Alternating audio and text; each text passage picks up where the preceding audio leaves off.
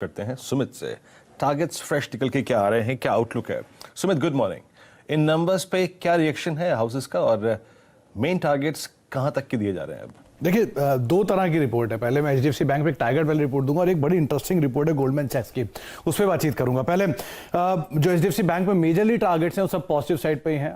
Bye, out perform या फिर तेजी की ही बातचीत ब्रोकरेज हाउसेस कर रहे हैं। करीब 1700, 1825, 1725 तरह के एक टारगेट्स आते हुए दिखाई पड़ रहे हैं। जेफरीज के, मोतीलाल ओसवाल के, सीएलएसए के, क्रेडिट स्विस के, ये सभी आपकी स्क्रीन पे। आउट परफॉर्मेंस 1700 का target, Jefferies buy 1800, Motilal Oswal 1720, CLSA 1825। तो ये टारगेट्स है। मेजरली सबने बात साफ की कि नंबर अच्छे आए हैं, इनके एसेट क्वालिटी स्टेबलाइज्ड है। सबसे बड़ी चीज की पैंडेमिक ईयर के बावजूद भी कंपनी के नंबर्स जो हैं वो बहुत ही बेहतरीन दिखाई पड़ रहे हैं और सिचुएशन बहुत अच्छे से उन्होंने मैनेज की है। इनके जो कोर ऑपरेटिंग प्रॉफिट्स हैं, पीपीओपी से हम कहते हैं, वहां पर भी नंबर्स काफी साउंड हैं, एनआईएम्स बड़े स्टेबल हैं। तो ओवरऑल अच्छे set of number HDFC bank की तरफ से आए हैं। अब दूसरी और एक अहम रिपोर्ट है, वो है एचडीएफसी बैंक पर गोल्डमैन सैक्स की।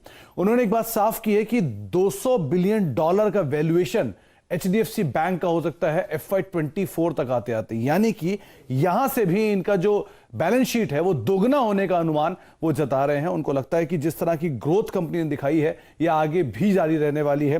FY24 तक $200 करोड़ ये वैल्यूएशन, रिटेल, कॉर्पोरेट और साथ साथ जो इनके बाकी लोन सेगमेंट्स हैं वहां पे एक स्ट्रांग मजबूती आगे भी रहेगी। तो ये एक सबसे बड़ा की हाईलाइट ये है कि यहां से भी इनकी बैलेंस शीट दोगुनी होगी, ऐसा गोल्डमैन सैक्स मान रहा है। चलिए, कमाल की बात है। बिग ब्रोकरेज रिपोर्ट के लिहाज से मैंने रिलायंस इंडस्ट्री से चुना है। ऑब्वियस सी बात है, ये डिजर्व करता है द बिग ब्रोकरेज रिपोर्ट बनना। इस पूरे हफ्ते के लिए आप स्टॉक के ऊपर नजर रखिएगा। लेकिन एक गोल्डमैन सैक्स की रिपोर्ट है, उन्होंने बात साफ की है कि 2390 ये उसका एक टारगेट है जिसके ऊपर आप दाव लगा सकते हैं। रादर एक सीएलएसए की रिपोर्ट है, वो भी रिलायंस के ऊपर काफी बुलिश है। लेकिन गोल्डमैन सैक्स की रिपोर्ट के लिहाज से अगर देखा जाए तो उन्होंने बात साफ की है कि क्वार्टर के नंबर्स साउंड रहेंगे। सिक्वेंशियल बेसिस पे कंपनी एक स्ट्रॉन्ग सेट ऑफ नंबर्स इस तिमाही के अंदर पोस्ट कर सकती है।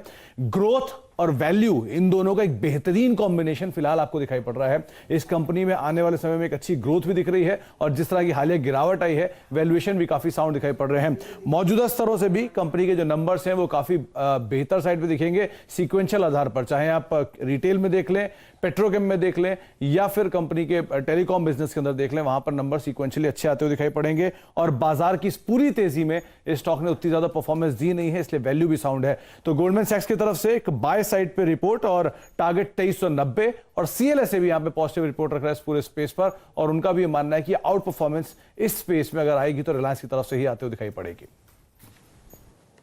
नंबर्स के बाद एनालिस्ट मीट हुई और उसके बाद मेजर ब्रोकरेज हाउसेस की तरफ से अपग्रेड ही आया है।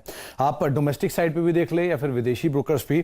सीएलएसए की एक रिपोर्ट है, बाय साइड पर 1805 रुपए के टारगेट्स दे रहा है। गोल्डमैन सैक्स की बाय साइड पे रिपोर्ट है, उनका भी 1800 के आसपास का टारगेट है। और सबने ये बात साफ की है कि जो रेंटल कॉस्ट इनकी ईज आउट हुई है, करीब करीब 88%। इसके भी हर्षिता बात भी कर रही थी कि 88% जो सिनेमाज है वहाँ पर रेंटल कॉस्ट ईज आउट हुई है और उसका एक बेनिफिट कंपनी के मार्जिन्स के अंदर देखने को मिला है। एक इंपॉर्टेंट पार्ट है कि तमिलनाडु में जो जिस तरह की नई मूवीज रिलीज हो रही हैं या फिर दक्षिण भारत में जो मूवीज रिलीज हो रही है, वहाँ से एक स्ट्रॉन्ग पिकअप देखने को मिल रहा है और वो कंपनी के नंबर्स के अंदर रिफ्लेक्ट होता हुआ दिखाई पड़ेगा गोइंग फॉरवर्ड भी। फुटफॉल बहुत तेजी से बढ़ रहे हैं और ये फुटफॉल सिचुएशन को नॉर्मलाइज होते हुए दिखाई पड़ रहा है। तो इस लिहाज से भी ये माना जा रहा है कि वेल पोजीशनड है अभी भी स्टॉक में एंटर करने के लिए और 1800 प्लस के टारगेट्स मेजर ब्रोकरेज हाउसेस जो हैं वो दे रहे हैं। चलिए, ये राय आप